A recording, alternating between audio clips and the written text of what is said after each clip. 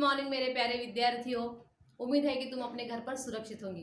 देखो, सुबह हमारी जो लिंक ओपन नहीं हो रही थी और इसके लिए मैंने ये दोबारा वीडियो बनाया है। सुबह का ऑडियो था। ओके, तो जिसने देखा है वो फिर से देख सकते हैं, सुना होगा फिर से देख सकते, कोई प्रॉब्लम नहीं है। हमारा पहला पार्ट और पहली कविता हो गई है। अभी हमारा ये तीसरा पार्ट है। और कबीर, ये जो पूरक पठन है, ये पाठ है कि पूरक पठन है। अब ये जो पूरक पठन है, इस पूरक पठन के लेखक है हजारी प्रसाद द्विवेदी। बहुत ही सुंदर रचनाकार है, साहित्यकार है। उन्होंने हर जगह पर अपना नाम जो है वो रोशन कर दिया है। उन्होंने कबीर के माध्यम से एक अद्वितीय, एक बहुत ही अच्छी विभूति हमारे सामने पेश की है। कबीर का व्यक्तित्व ऐसा है कि हम उसे शब्दों में व्यक्त नहीं कर सकते हैं। ओके, कबीर का मेघदूत बहुत ही फेमस हो गया है, प्रसिद्ध हो गया है। कबीर के बारे में कोई ऐसा कहता है कि कबीर ब्राह्मण थे या मुसलमान। ये प्रश्न चिन्ह आज भी उपस्थित है। कोई कहता है कि कबीर का जन्म काशी में हो गया था और कबीर के माता जो है उसका नाम नीमा था और पिता का नाम नीरू था। वो एक जुलाह थे। अभी जुलाह का मतलब क्या है? जो कपड़ा बुनने का काम करते हैं ना धागे से, उसे कहते हैं जुलाह। और उस माता पिता ने उसे बहुत ही कष्ट करके उसे उसका लालन पालन किया है। संत कबीर जो थे, उनके पत्नी का नाम लुहा और बेटे का नाम कमाल और पुत्री का नाम कमाली था। कबीर की आयु 119 साल की थी। रामानंद को उन्होंने अपना गुरु माना था और उसी के उन्हें ऐसा लगता है कि ये राम के प्रति उनके मन में तब से ही प्रेम जाग उठा है। कबीर एक अद्भुत ऐसी व्यक्ति है। उन्होंने ईश्वर से प्रेम किया है, लेकिन निर्गुण ईश्वर में वो श्रद्धा रखते हैं। उसे ऐसा लगता है कि हम मंदिर में जाते हैं, मस्जिद में जाते हैं और वहाँ पे प्रार्थना करते हैं, लेकिन ये मानव जो है जिसमें ईश्वर का दर्शन हमें होता है, तो हम क्या करते हैं? उस मानव को ही देखते नहीं, उसकी सहायता नहीं करते हैं। तो इसके लिए हमें अगर भगवान को ढूंढना है तो कहाँ ढूंढना है? इंसान में। इनका ये दोहा जो है मुझे बहुत अच्छा लगता है। मोको कहाँ ढूंढे बंदे, मैं तो तेरे पास में, ना मैं मंदिर ना मैं मस्जिद ना काबे कैलाश में, ढूंढो हो तो पल भर ढूंढे हर एक के सांसों में। अभी कबीर ने अपने दोहों में बताया है कि ईश्वर अपने बंदे से कह रहा है कि तू मुझे यहाँ वहाँ क्यों ढूंढ रहा है, क्यों ढूंढता है तू मुझे? अरे मैं तो मस्जिद में, मंदिर में, यहाँ वहाँ नहीं होता हूँ, मैं तुम्हारे दिल में हर एक के सांसों में हूँ। अगर तुम्हें मुझे ढूंढना है ना तो हर एक इंसान के सांसों में ढूंढो, यानी कि हर इंसान में तुम्हें ईश्वर दिखाई देगा। मंदिर में, मस्जिद में जाने की कोई आवश्यकता नहीं है, ऐसा उन्हें लगता था। समाज में जो अंधश्रद्धा, रूढ़ी परंपरा, उन्होंने उसे डट कर विरोध किया है। ये उन्हें बिल्कुल पसंद नहीं थे। वो अपने खान पान के तरीके में भी ऐसा बता देते हैं कि हमें क्या करना चाहिए? ऐसा खान पान करना चाहिए कि जिसका हमारे शरीर पर अच्छा असर हो, कि जैसे हम खान पान करते हैं वैसा ही हमारा शरीर बन जाता है।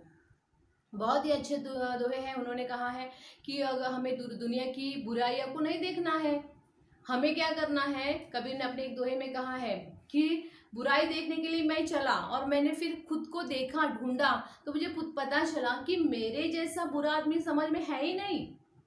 ऐसे बहुत ही तन और मन की शोभा बढ़ाने वाले कबीर के दोहे हैं। कबीर ने ईश्वर को भी बताया है कि देखो, तुम्हें ऐसा लगता है ना कि मैं तुम्हारी अच्छी सेवा करूं, तो मुझे इतना दे दो, पर्याप्त धन दे दो, ताकि मैं अपने परिवार की अच्छी तरह से सेवा कर सकूं। और बहुत ही सुंदर दुआ उसका है, साई इतना दीजिए जामे कुटुंब समाए, मैं ना भूखा रहूं साधु भी भूखा न जाए। इसका मतलब क्या है कि मैं भी भूखा नहीं, मेरा परिवार जो है वो भूखा न रहे, क्योंकि अगर मैं भूखा रहूंगा तो मैं तुम्हारी भक्ति नहीं कर सकता हूँ। इसके लिए मुझे पर्याप्त धन की आवश्यकता है। मुझे थोड़ा सा धन चाहिए जो मैं मेरे परिवार को अच्छी तरह से खिला पिला सकूं और मेरे द्वार पर जो आने वाले अतिथि हैं उस अतिथियों का मैं स्वागत करूं। ऐसे एक ना अनेक दोहे हैं। उन्होंने इतने सुंदर सुंदर दोहे लिखे हैं कि अगर मैं बोलती गई ना तो हमारा ये लेक्चर क्या, हमें बहुत सारे लेक्चर लगेंगे। इतने अच्छे दोहे हैं, तुम यूट्यूब पर देख सकते हो। बहुत ही सुंदर और बहुत ही महत्वपूर्ण और हमारे जीवन को दर्शाने वाले ऐसे दोहे हैं।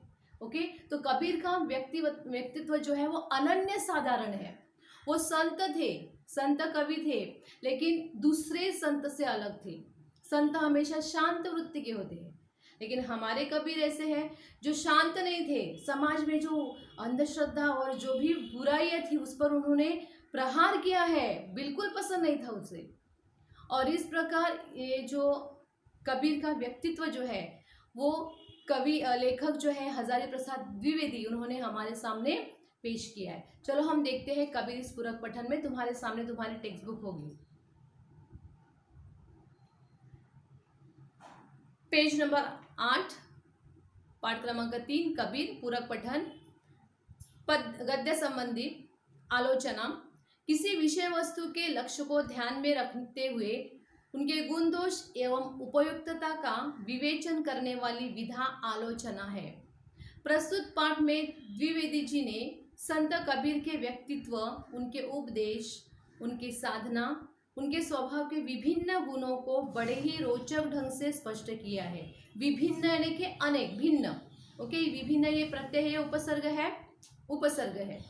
रोचक ढंग से, रोचक यानी कि सरलता से, बहुत ही सुंदरता से उन्होंने हमारे सामने पेश किया है। हिंदी साहित्य के हजारों वर्षों के इतिहास में कबीर जैसा व्यक्तित्व लेकर कोई लेखक उत्पन्न नहीं हुआ।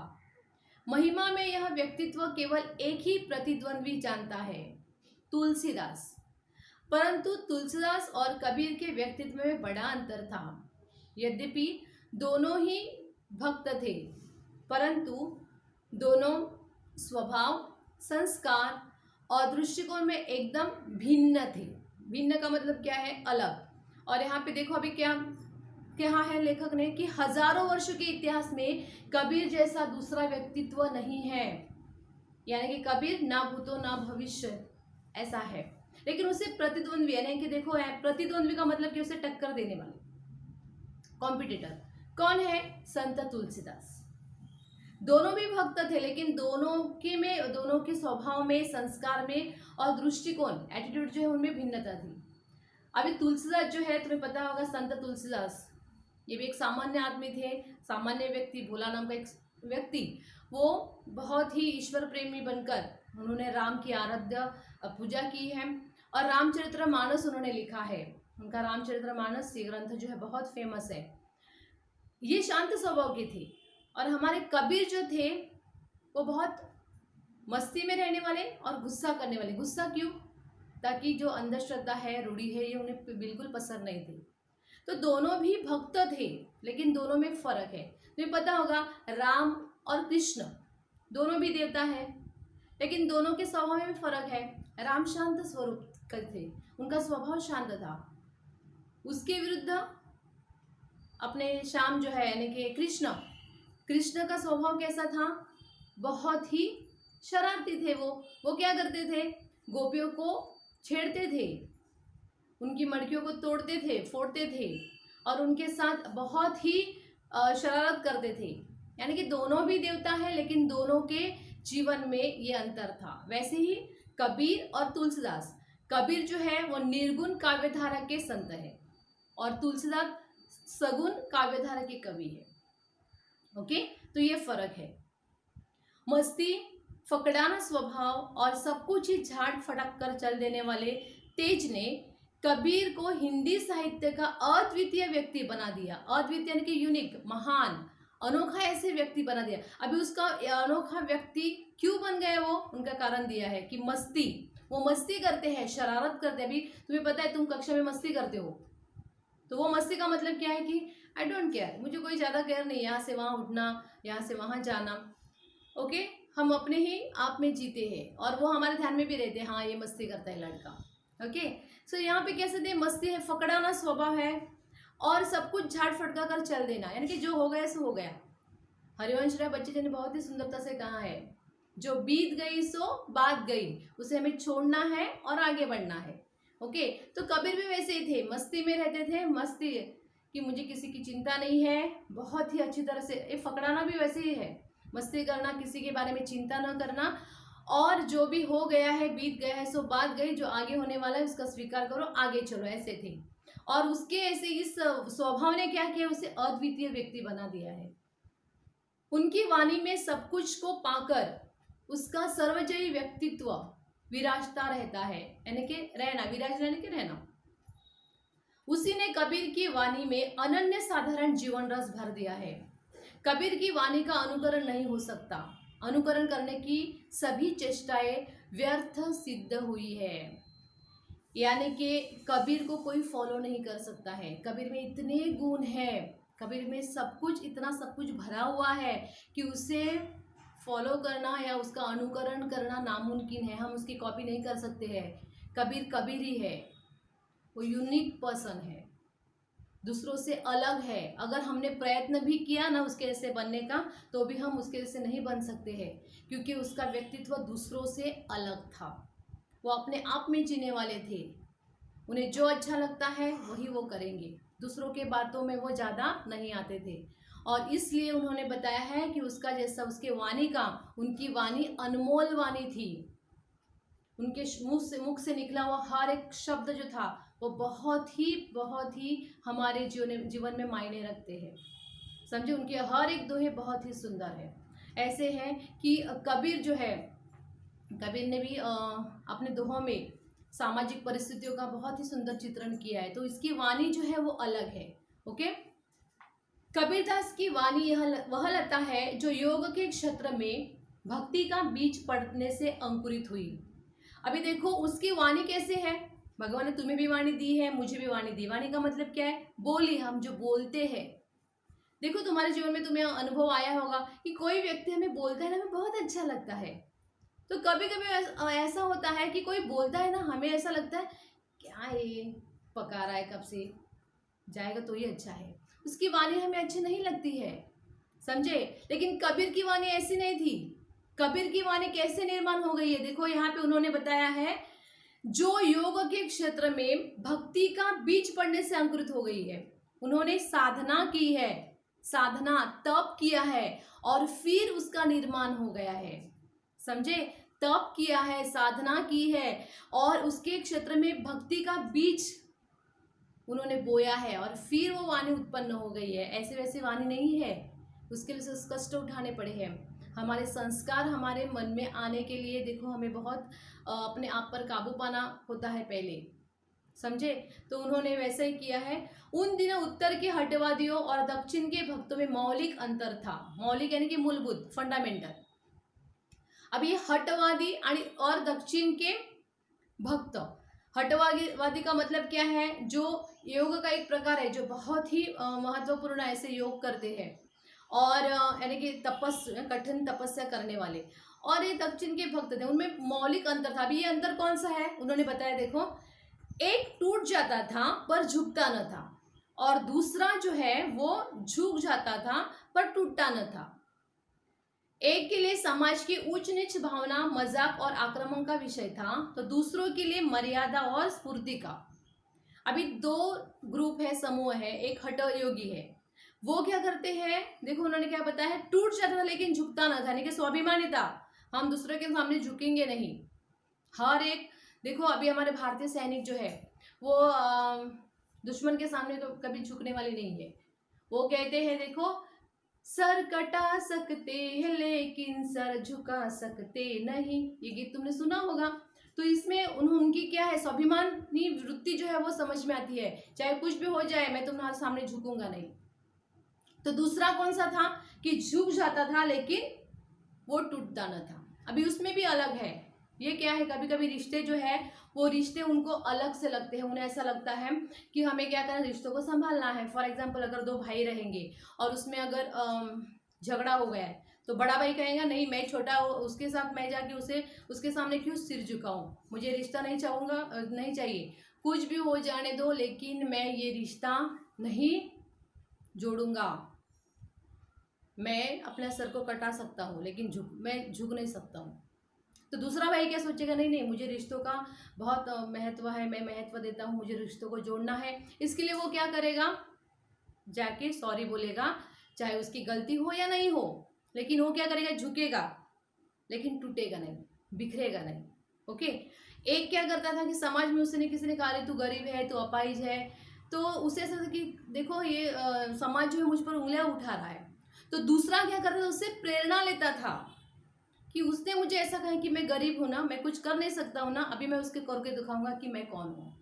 डॉक्टर बाबा साहेब आम्बेडकर दलित समाज के थे, डाउन ट्रोडन जो लोग होते उसमें से थे। और उसने क्या कहा है कि ये जो लोग जो है उसने उसने उसे अगर किसी से पानी भी चाहिए ना तो वो भी लोटे से ऊपर से देते थे, छूना नहीं उसे। लेकिन डॉक्टर बाबा साहेब आम्बेडकर ने इतनी शिक्षा हासिल की कि क्या हो गया है, उसे सब कुछ मिल गया है। उन्होंने क्या किया है, बहुत अच्छी शिक्षा हासिल की है। और इसलिए भारतीय संविधान के जो राज्य घटना हमारी तैयार की है, उसके वो पहले राज्य घटना उन्होंने तैयार की है, और ये जो भेदभाव उसे मिटाया है। तो इतनी हिम्मत उसमें उन्होंने प्रेरणा ली है। संसार में भटकते हुए जीवों को देखकर करुणा के अश्रु से वे कातर नहीं होते थे, कातर उन्होंने डगमगाते नहीं थे, बल्कि और भी कठोर होकर उसे फटकारा बताते थे। वे सर्व जगत के पाप को अपने ऊपर लेने की वांछा से ही विचलित नहीं हो पड़ते थे। वांछा यानी कि इच्छा, बल्कि और भी कठोर और भी शुष्क होकर सूरत और वीरत का उपदेश देते थे। संसार में भरमाने वालों पर दया कैसी, मुक्ति के मार्ग में अग्रसर होने वालों को आराम कहाँ, कर्म की रेख पर मेघ न मार सका तो संत कैसा। बहुत ही सुंदरता से उन्होंने कहा है कि जीवन में ऐसे, संसार में ऐसे जो करुणामय अश्रु क्या ढलते हैं, उन पर दया नहीं की। उन्होंने कहा चलो उठो, तुम्हें अपने रास्ते को खुद ढूंढना है, तुम्हें ऐसे रोना नहीं है। और वो उस पर दया भी नहीं करते थे। तुम्हें पता है अरुणिमा सिन्हा जो है, अरुणिमा सिन्हा, उन्होंने उसके 2 पैर दुर्घटना में चले गए थे, फिर भी उन्होंने एवरेस्ट को पार किया है। प्रीति मोंगा जो है, तुम्हें पता होगा कि वो अंध व्यक्ति है, फिर भी उसने क्या किया है, अपने इस समाज में अपना एक स्थान प्राप्त किया है। और उसमें कबीर का दोहा बहुत ही कबीर के दोहे में भी उन्होंने बताया कि उससे मैंने क्या किया है, प्रेरणा ली है कि माटी कहे कुम्हार से तू क्या रोंदे मुझे, एक दिन ऐसा आवे मैं रोन दूं तुम्हें। कि माटी कह रही है कि तू मुझे रोंद रहा है ना, कुचल रहा है, रोंदना नहीं कि कुचलना, लेकिन एक दिन ऐसा आएगा ना मैं तुम्हें कुचलूंगी। यानी कि उन्होंने क्या किया है, ऊपर उठाने की कोशिश की है। और उसी में प्रीति मोंगा ने एक इकबाल की एक ये है पंक्ति है कि खुदी को कर बुलंद इतना कि तकदीर से पहले खुदा खुद बंदे से पूछे बोल तेरी रजा क्या है। यानी कि हमें जो कुछ भी मिला है उससे हमें क्या करना चाहिए, प्रेरणा लेनी है। जो परिस्थिति है उससे ऊपर उठना है, हमें रोते हुए बैठना नहीं चाहिए। जो परिस्थिति उसे बदलाव करना चाहिए। और इसलिए उन्होंने कहा है कि देखो उठो, वो शुष्क बन गए थे कि तुम्हारे बातों में मैं आने वाली नहीं हूँ, तुम्हारे संस्कार जो है उसे मैं क्या करने वाली, तुम्हें जो कुछ मिला है मैं क्या करने वाली हूँ, उसे छोड़ने वाली नहीं हूँ। जो परिस्थिति है उसका मैं सामना करूंगी, मैं आगे जाऊंगी, मैं जाऊंगा। और इसलिए देखो संसार में भरमाने वाले पर वो दया नहीं दिखाते थे। जो संसार में रहते हैं और सिर्फ भ्रमित रहते हैं कि ऐसा होगा वैसा होगा, नहीं, करो। और इसलिए उन्होंने बहुत ही सुंदरता से कहा है, देखो सूरत और वीरत का उपदेश देते थे। यानी कि कार्य सिद्धि के लिए तुम्हें क्या करना है, आगे बढ़ना है। सूरत का मतलब क्या है, कार्य सिद्धि का मार्ग। उन्होंने कहा कि कार्य करो। कर्म के रेख पर मेघ न मार सका वो संत कैसे। संत क्या करते हैं, अपने तकदीर को खुद बदलते हैं। जो मैंने अभी इकबाल की पंक्ति तुम्हें सुनाई ना, क्या है उसमें कि खुदा खुद बंदे से पूछे, उसके कठोर तपस्या पर वो बहुत खुश होए और बोलो अभी तुम्हें क्या करना है, समझे ऐसा। अभी देखो, और वो संत क्या करते हैं, जो किस्मत में है उससे आगे जाके उसे प्राप्त कर देते हैं। ज्ञान का गेंद कर सूरत का दंड कर, खेल चौगान मैदान माही, जगत का भरमाना छोड़ दे बाल के, आया जा भेष भगवंत पाही। अभी उन्होंने क्या कहा है, देखो ज्ञान का गेंद कर, हमें ज्ञान को लेना है। गेंद तुम्हें पता है ना, बॉल। और सूरत का दंड कर, हमें जो है हमारा ये पूरा संसार जो है वो क्या है, एक बहुत बड़ा मैदान है, खेल का मैदान है। ज्ञान का गेंद करना है और सूरत का समायोजना का, हमें सूरत का मतलब क्या है, क्षमायोजना, उसका दंड यानी कि डंडा बनाना है और हमें खेलना है। हमारे जीवन में ऐसा हो सकता है कि कभी 4 मारेंगे, कभी 6, कभी आउट हो जाएंगे, कभी 100 रन बनाएंगे तो कभी 0 पर आउट हो जाएंगे। ये हमारा संसार है। तो उन्होंने कहा है कि हमारे पूरा संसार जो है वो एक खेल का मैदान है। इसमें इस मैदान में तुम्हारे जीवन में जो व्यक्ति तुम्हें मिलने वाला है, तुम्हें क्या करना है, उस व्यक्ति में भगवान का रूप को देखना है। देखो जगत का भरमाना छोड़ दो, जगत में रहो मत। क्या करो, आया जा भेष भगवंत पाई। तुम्हारे सामने जो आएगा उसे तुम्हें भगवान के रूप में देख, उसे तुम्हें ऐसा लगता है कि ये भगवान का रूप है। हर एक व्यक्ति में तुम्हें क्या करना है, भगवान के रूप को देखना है। और इसलिए देखो उन्होंने बहुत ही सुंदरता से कहा है कि ये हमारा जीवन एक बहुत बड़ा मैदान है और जीवन में खेलते समय बहुत सारे व्यक्तियों का सामना करना पड़ेगा। तुम्हें क्या करना है, उस व्यक्ति को ऐसा सोचना है कि व्यक्ति नहीं बल्कि मेरे सामने एक ईश्वर का रूप है और तुम्हें उसके साथ ईश्वर के जैसा व्यवहार करना चाहिए। ओके मेरे प्यारे विद्यार्थी, मैं यहाँ तक रुक जाती हूँ। आगे का जो है पार्ट अगले लेक्चर में सिखाऊंगी। तब तक ये आगे का जो मैंने अभी सिखाया है उसे पढ़ना है तुम्हें। घर पर रहो, सुरक्षित रहो, अपना ख्याल रखो। Okay bye bye.